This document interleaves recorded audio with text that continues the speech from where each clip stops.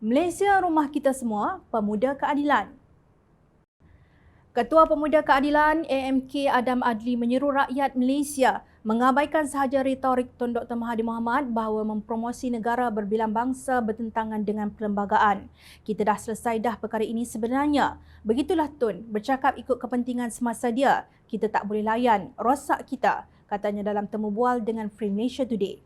Adam mengajak orang ramai merenung kelakuan Tun Dr. Mahathir Mohamad ini yang disifatkannya sebagai merosakkan kerana selama ini Malaysia diterima dan diuar-uarkan sebagai negara berbilang kaum menurut laporan. Malaysia rumah untuk semua orang, dibangunkan untuk semua orang. Kita bukan bangsa yang kecil. Kita ini bangsa besar, bangsa Malaysia. Mungkin kita lupa, tapi orang luar sebut Malaysia negara yang berhasil menjaga keharmonian kaum.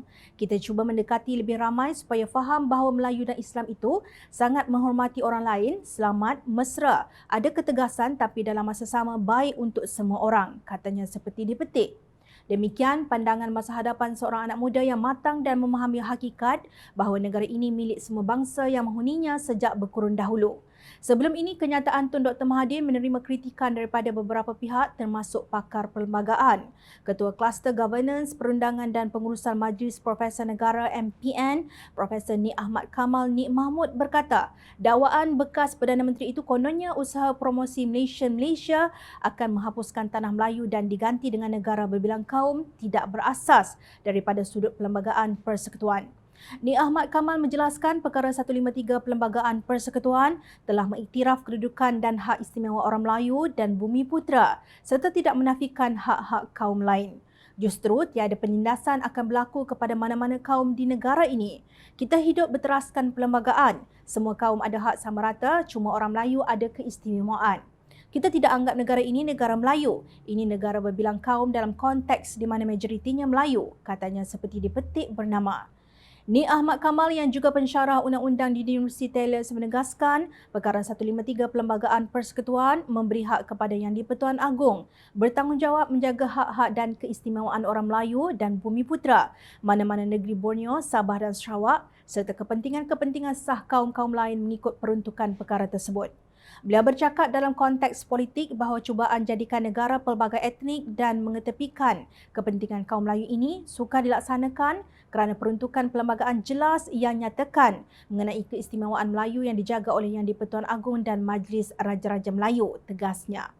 Mengulas lanjut, Nik Ahmad Kamal menyanggah kenyataan Tun Dr. Mahathir bahawa orang Melayu akan hilang kuasa politik kerana perpecahan antara mereka sehingga hilang penguasaan orang Melayu di negara ini. Menurut beliau, senario tersebut sukar berlaku kerana setiap kerajaan yang memerintah bertanggungjawab dan bertakluk kepada Perlembagaan Persekutuan. Dalam konteks Malaysia, majoriti penduduk adalah kaum Melayu, jadi tidak timbul isu bahawa orang Melayu dikuasai bangsa lain. Setiap kerajaan yang naik, tidak kira berapa komponen parti Melayu, mereka masih tertakluk kepada perlembagaan, jelasnya menurut laporan. Pandangan Nik Ahmad Kamal itu senada dengan beberapa pengamal undang-undang yang juga pakar dalam perlembagaan Malaysia. Mereka berpandangan Tun Dr. Mahathir Mohamad telah salah faham apabila mendakwa mempromosi negara berbilang bangsa bertentangan dengan perlembagaan persekutuan. Peguam Bastian Pierce Vendragon berkata dakwaan Tun Dr. Mahathir adalah tidak betul kerana perkara 8 perlembagaan menyatakan bahawa semua orang adalah sama di sisi undang-undang dan berhak mendapat perlindungan. Menurut beliau, perlembagaan tidak bertujuan untuk menekankan kemelayuan Malaysia di kalangan masyarakat pelbagai etnik walaupun mengiktiraf hak Melayu dan Islam.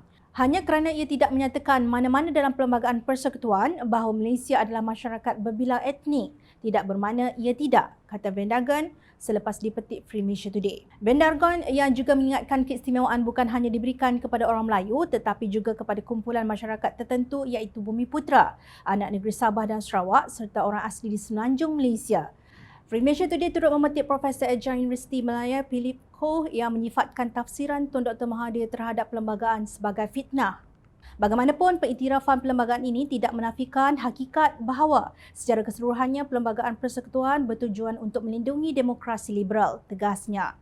Retorik Tun Dr. Mahathir tentang kedudukan orang Melayu dan Islam diulang-ulangnya di media sosial. Pada 7 Julai lalu, Tun Dr. Mahathir menciap di Twitter, tetapi perlembagaan boleh dipindah jika 2/3 dari ahli Dewan Parlimen bersetuju. Jika persetujuan dicapai, Malaysia boleh ditukar menjadi negara berbilang kaum. Maka ianya berasal dari negara Melayu akan hilang. Kalau orang Melayu hendak hapuskan kemelayuan negara ini, sokong sahajalah tafsiran negara ini negara berbilang kaum. Oleh kerana kerajaan perpaduan kini memiliki 2/3 majoriti di Parlimen, secara tersirat Tun Dr. Mahathir cuba mempengaruhi orang Melayu bahawa kerajaan mampu meminda Perlembagaan Persekutuan berhubung kedudukan orang Melayu. Sedangkan hakikatnya menerusi peruntukan yang ada seperti Perkara 8 dan Perkara 153 Perlembagaan Persekutuan, semua rakyat daripada pelbagai kaum sudah pun diiktiraf kewujudan mereka dalam negara ini sejak negara ini mencapai kemerdekaan. Justru tidak perlu sebarang pindaan kepada Perlembagaan Persekutuan untuk menjadikan Malaysia sebagai negara berbilang kaum. Ia jelas dan nyata dalam sistem demokrasi berparlimen di negara ini. Tiada siapa mempertikaikannya, termasuk Raja-Raja Melayu yang bertanggungjawab menjaga agama, keistimewaan orang Melayu dan bumi putera serta kepentingan pelbagai kaum di negara ini. Dalam bahasa mudah, Perlembagaan Persekutuan turut menggalakkan demokrasi yang kondusif di negara ini dan membina sebuah negara berbilang kaum walaupun tidak menyebutnya. Justru, abaikan retorik Tun Dr. Mahathir yang sedang cuba menggunakan isu 3R iaitu agama, raja dan kaum sebagai kempen untuk pilihan raya negeri pada 12 Ogos ini.